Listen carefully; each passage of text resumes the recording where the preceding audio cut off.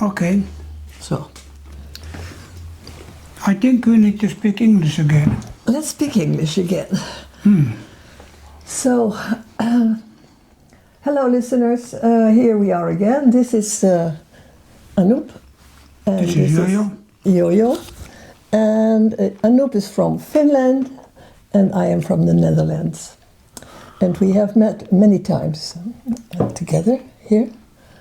And most of the time you were interviewing me, and sometimes we do an interview just alternating. So he's interviewing me and I'm interviewing him. What about... Think about your microphone that it doesn't can touch. Yeah. What about? What about, starting with telling the people who you are, and what is your situation, and what has your life looked like so far? Okay. What was your life about? Ladies first. Ladies first.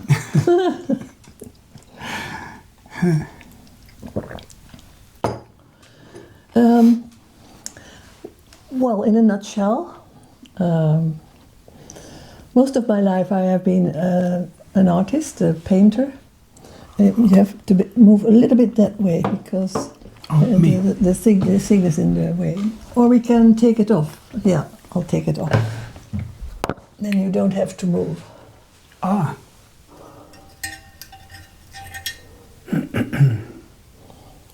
So.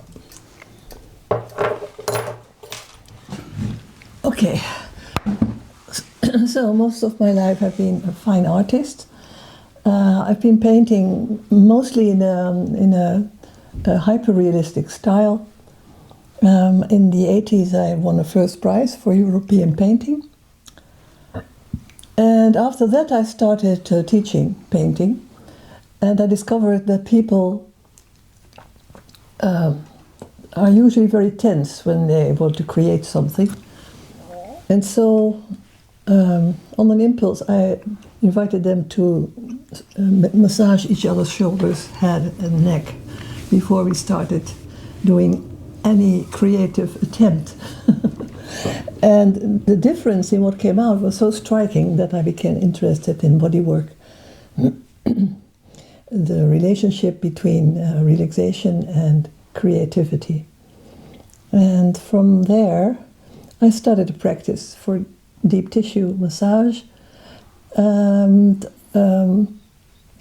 then I discovered that the contractions in our body usually result from suppressed emotions. We are not supposed to cry, to scream, to be angry, to be afraid. And in order to keep these emotions suppressed, we have to tense muscles. And when we do that long enough, the nerves get squeezed, organs get squeezed, and all kinds of diseases can result from that. So I took a course in emotional integration. And after that, I discovered that the reason why we suppress emotions is the ideas we have about what should and should not be done. And so I became interested in our mindset and the way we have been conditioned in the culture that we have been brought up, the family in which we have been brought up.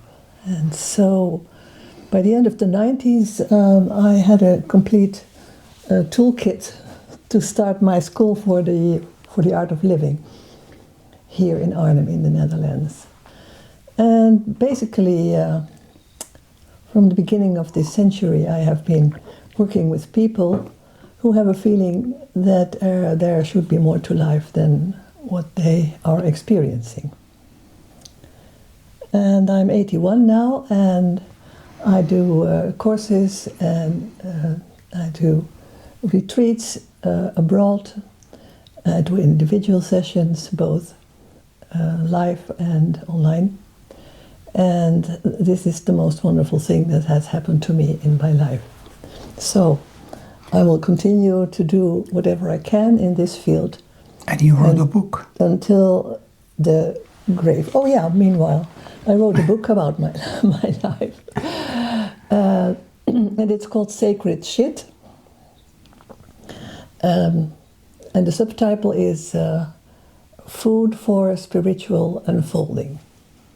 And this ebook has come out this summer, and it can be ordered online with Amazon. And if you just type in the title, Sacred Shit, Yoyo&Anup and the subtitle, Food for Spiritual Unfolding, you will find many outlets. Well, that in a nutshell is my story. And now it's up to the gentleman. Yeah, that is so nice to hear your story and your perfect English. It's always. But we have now we are trying the first time the wireless microphone, and yeah, you have spent your last spare money on the state-of-the-art equipment that you are now trying out. It's a Rode, and I hope that it's good. Anyway, they say that it's the best, so we will see. Well, back to the basic. I am Anup Henrikki. Anup is from India. I'm a student from Osho, and Henrikki is my family name, my second name from Finland, where I was born. So it's more than 30 years ago. I moved to Netherlands because I started to make training for become a therapist, and well, a few years later, then I met Yoyo, and we have been friends since that. And I have this my YouTube channel, and I've been interviewing Yoyo maybe now like 30 years. It's always fascinating, to come here in her home and talk about things, and we don't know what we are talking about. I've even met your first wife. Yes. What's her name again? Marijke. Marijke, yeah. Yes. What happened when she died? You had a son? Yeah, our son was 8 years old at the time, so I was, how you say, alleenstaande vader in Dutch. Alleenstaande vader, what is it in English? A single dad. Yeah, single dad. So it was really tough, but also very beautiful experience, that coming 10 years to support him to the adulthood. And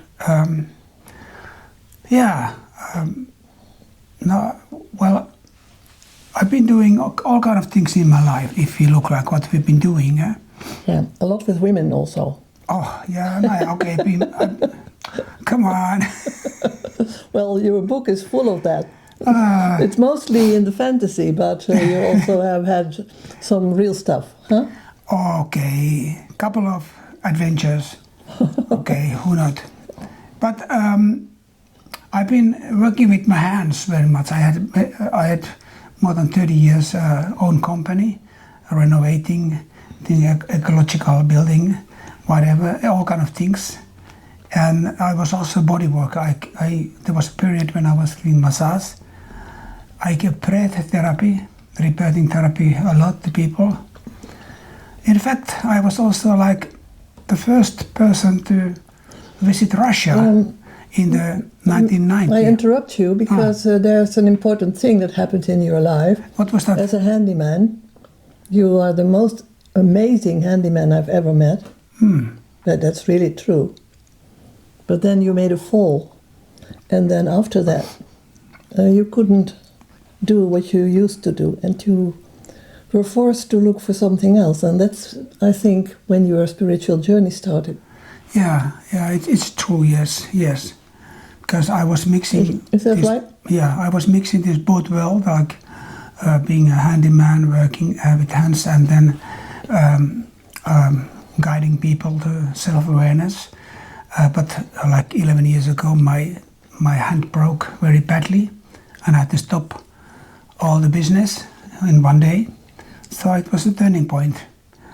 It was a big turning point.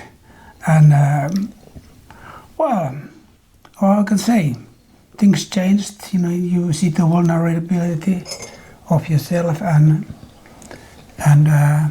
be happy with friends who are helping you to reach the next day. So I know, like 5 years ago, I was diagnosed with cancer, kidney cancer, and it was also Kidney cancer. Yes, it was already metastasized to my lungs. So And they had to take it away. yeah, the kidney away, but the lungs they couldn't fix. So it has been since 5 years in my lungs, slowly growing. And meanwhile, And also in your head. yeah, 2 years ago it was a big tumor in my head and 3 smaller. So they made an operation to take it away, the big one. And then I got radiation therapy, and in a way it hasn't come back. But it has some effect in my balance, so I have to be careful. Because the radiation, I think, it destroyed something in the brains. Yeah. So, And you are really working like hell to keep that body fit. yeah, I mean, Because you wouldn't mind living another couple of years, would you? here we go. I've been training all my life, and What have you been doing? doing training, Training all your life. sports. He's doing 1,000 push-ups every day, something like that, huh? Oh, yo. And, Not and thousands, but squats, okay, quite a lot. While he's Yeah. brushing his teeth, he's doing squats. How many every evening? 10 minutes non-stop. 10 minutes of non-stop squats. Oh, yesterday I made 180. the the drive to survive is very strong in humans. Yeah, I see that there's because the cancer is really all the time somehow taking space in my lungs. There are many tumors in my lungs, and I have medicine that affects my body also. So I lost like 10 kilo weight, all kind of different things, itching or whatever. So I see like when I'm training, I break the pattern of the cancer weakening the body and the medicine weakening and also keeping the cancer in balance. So But apart from yeah. all these conditioning training, you have developed an outburst of activity around the house of your beloved, because he's found a very, very nice girlfriend in Finland. And he's moving back and forth from the Netherlands to Finland and back because he has to be here for his treatment. And then he goes back to his dear Nina. But you had an outburst of energy, and you have built with your own hands a beautiful sort of a temple, small temple, where your friend can do her bodywork sessions. Yes. Other sessions. Yeah. And it's amazing. I've seen it grow. Well, maybe you can just insert some of the pictures in this video to show it to our audience. I started But building. it's amazing. Yeah. I mean, he did everything without a plan. He just started, and it is 8 hoeken? Seven corners. 7 corners. Yeah. And he just cut down the trees, and he just saw the planks. What do you call them? Yes. The boards. Yeah. And the foundation and everything. It's really amazing.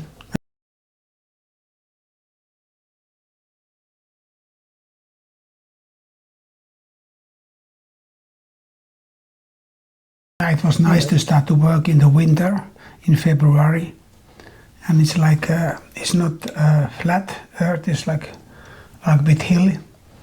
So I was working on the snow and ice, starting to build it up. So it was really challenging, but also really beautiful to work to create something beautiful. It occurs to me that you have it in your blood. You are a real Viking. Never give up. Never give up. Okay. Yeah. I try to tell what I am and what I do, but okay, you know, friends know it better. And here we go. A Viking and a macho. You are less macho. You're becoming less macho, I must say. The disease. There's telephone. The disease. The disease is taming you. Oh. Yeah. Yeah. You become more sensitive, more subtle, and it's nice to see you softening. Okay, I accept that. Yes. I see that. We tried a week ago to make a video, but the voice was not good. The recording was not good. So we were talking about non-duality and duality, and I was thinking when I was bicycling to you that non-duality is possible only if a person is humble.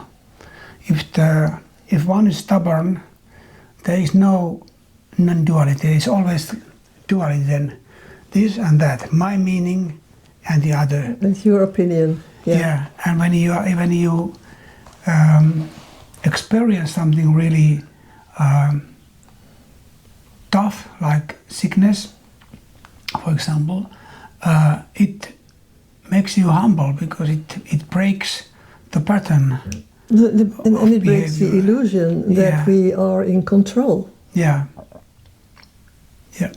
And are you afraid of death? Well, there are moments I am. I have to say yes. It's a part of non-duality.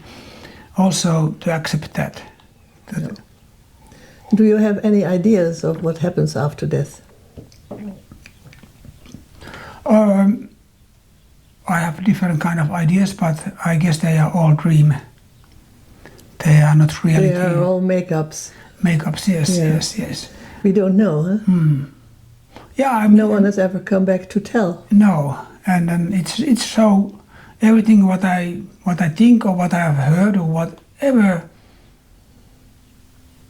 is in my mind or feelings, everything disappears that I understand, and to really understand that everything really disappears is really also difficult. our personality. Yeah, because our personality, this thing that we think we are, you know, with all the attributions that we have invented ourselves or learned from our surroundings.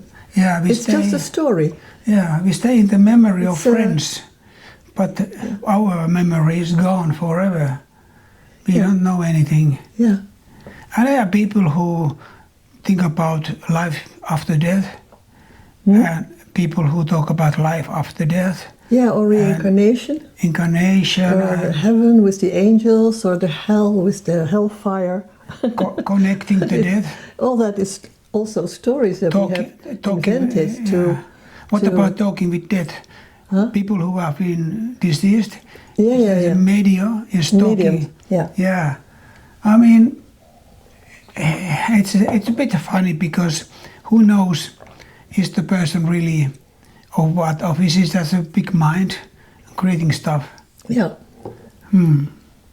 But everybody is free to believe or not to believe whatever they want. Yeah. Well, that's certainly okay, unless you start trying to convince other people that your belief is better than theirs.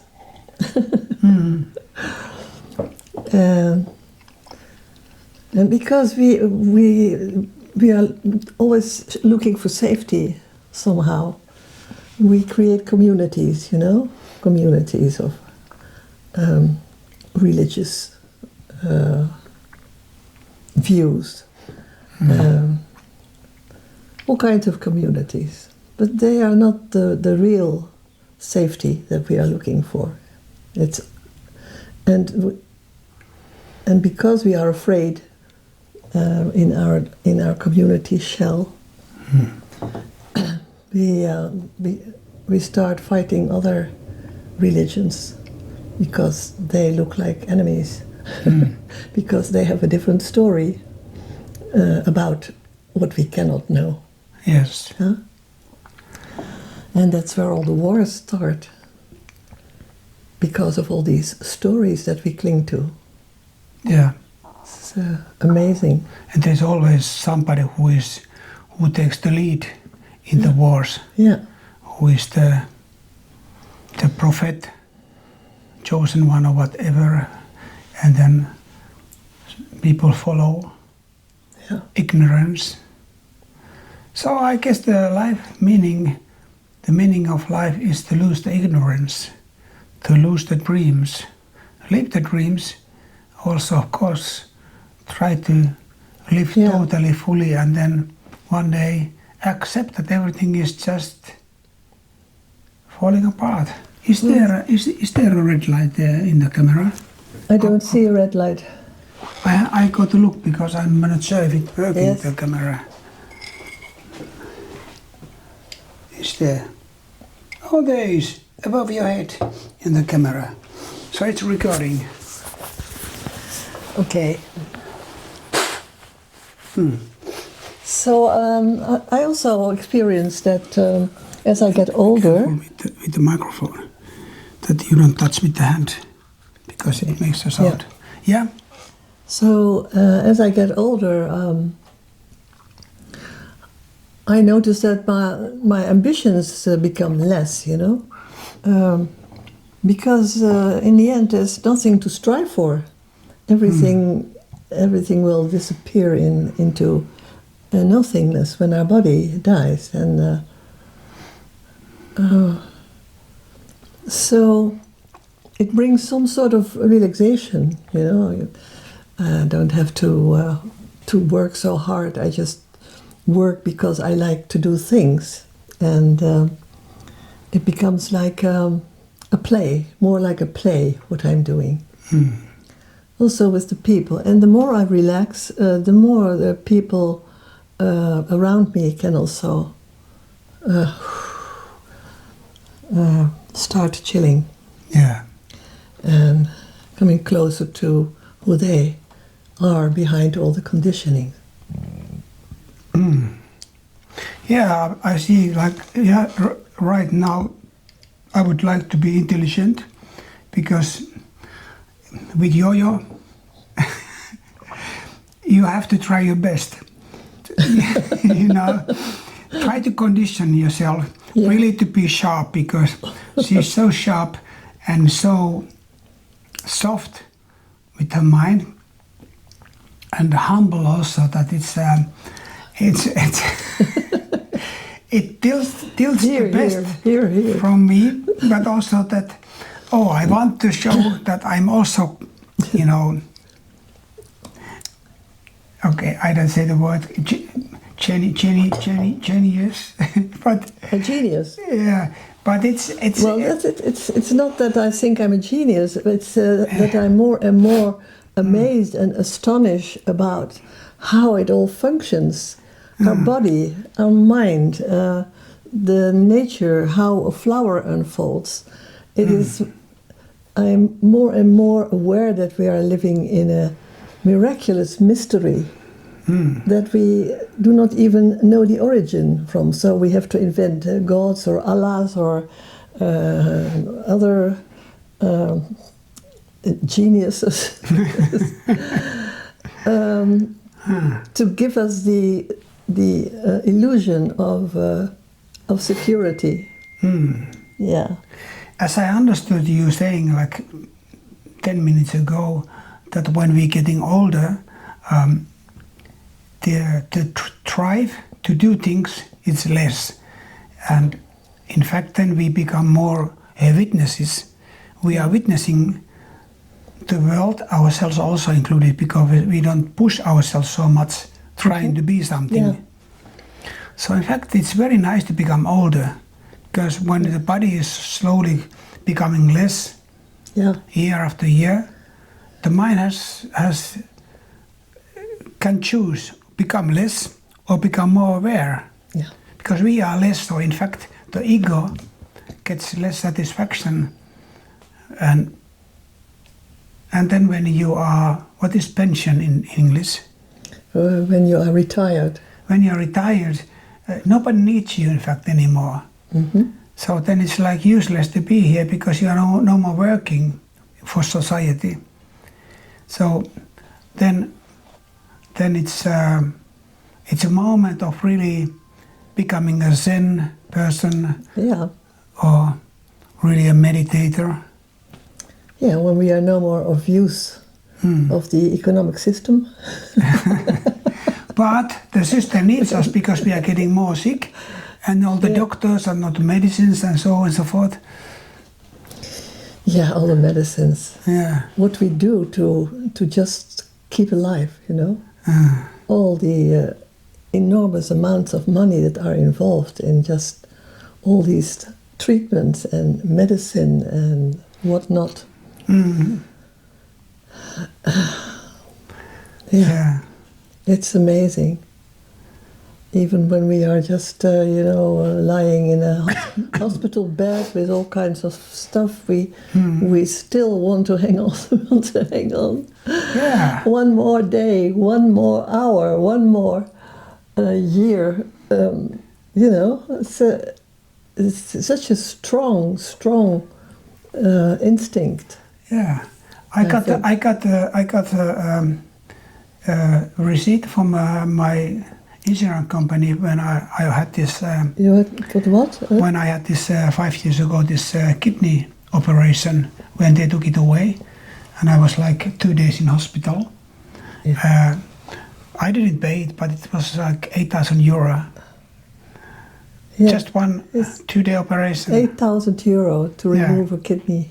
Yeah. Yeah, but thanks to that, I stayed alive. It's big business. Yeah. The health sector, the sickness sector. Yeah. My monthly medicine cost like €3,000. Yeah. Yeah. Happily, we don't live in America because here in Europe and Netherlands, we have insurance what covers the cost almost all. Yeah. And it also paid for my cataract operations. I just had 2 cataract operations last month, and I see clear now again. So that's really enhancing my life now. So yes, it's good that it's there, but it's in a way it is ridiculous what we spend on operations. but it's also good, of course, because it's nice to become older, not to die in the first sickness. I think that what you just said, when you get older, it's a bonus. It's some extra time we have to ponder and to think of time of reflection, and really coming to the point where you come to the essence of what life is about. And for me, the essence is love. Yeah. But we cannot love as long as we have judgments on ourselves. And most of us are full of judgments that stem from their childhood, because you didn't this well, or you didn't obey, or you didn't. So we have this imprint that I'm not enough, I am not good enough. And that's what most of my work is about, to just help people see that they are a precious and incomprehensible mystery, and that there is no end to what creativity can do in you once you start appreciating the enigma of being alive. Yeah. I remember when I was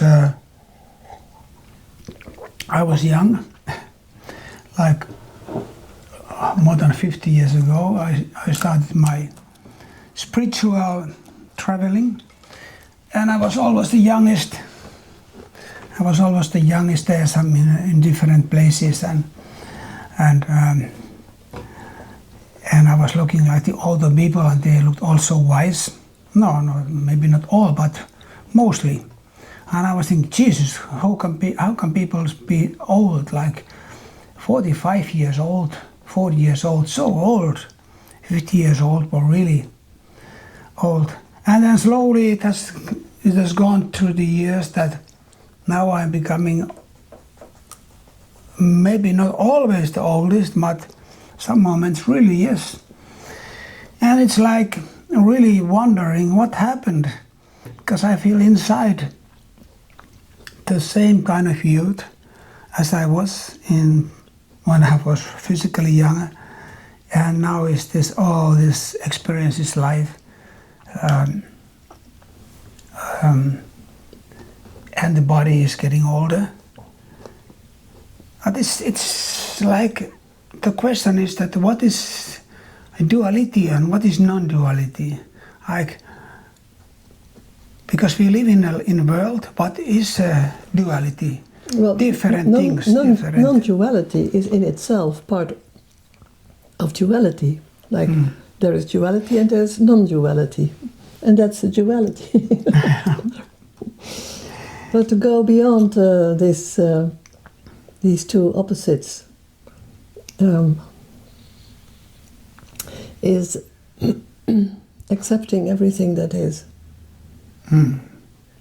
Both in yourself and around, but that implies all the wars and the war mongers, the warlords. Yeah. And recognize yourself in them. In all of us there is a hidden dictator, a hidden lust for power, a hidden lust for recognition, and we have to become aware of those drives that we have, and come to terms with them, and also see the beauty of what we are. Like next to all the wars, and there are the people who, in compassion for humanity, go to the slaughter fields and start taking care of the wounded. And so much is being done just out of love for humanity. So it's these two things that you and there has to be a time when we recognize all these things, these latent